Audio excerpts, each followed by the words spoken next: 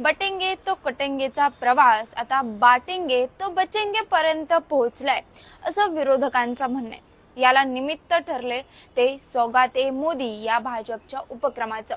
या उपक्रमानिमित्त भाजप देशातल्या जवळपास 32 लाख मुस्लिमांना ईद निमित्त एक किट वाटणार आहे। यावरून अनेकांचे डोळे विस्फारलेत। यावरून विरोधकांनी जोरदार टीका करायला सुरुवात केली असून उद्धव ठाकरेंनी याला सौगाते सत्ता असं म्हटले, तर कधी काळी भाजपचे मित्र असलेल्या ठाकरेंनीच हिंदुत्वाची आठवण सुद्धा करून दिली आहे।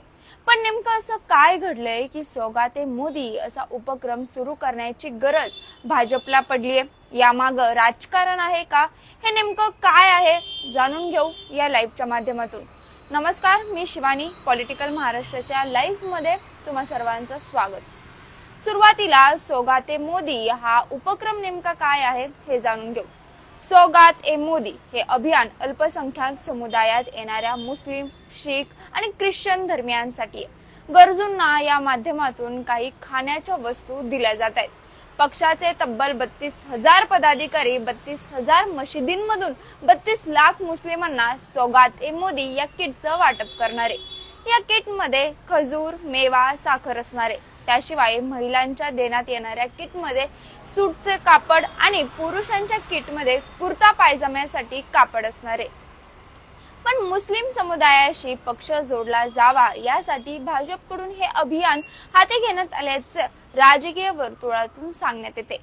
पण या सगळ्यातून एक प्रश्न उपस्थित होतो, तो म्हणजे हे अभियान आत्ताच का? भाजपच्या 11 वर्षाच्या सत्तेत कधी असा प्रयोग झाला नाही, मग हे आत्ताच का?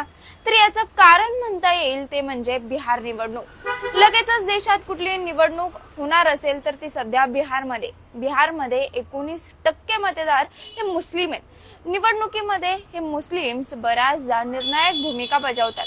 अशा परिस्थितीमध्ये सौगात ए मोदीच्या माध्यमातून भाजप फक्त हिंदूंचाच नाही तर सर्व समुदायांचा पक्ष आहे असं दाखवण्याचा प्रयत्न सुरू असल्याचं बोललं जाते।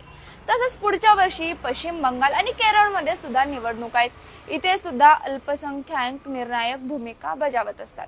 त्यामुळे या निवडणुका डोळ्यासमोर ठेवून सौगात ए मोदी हा उपक्रम सुरू केल्याचं बोललं जाते।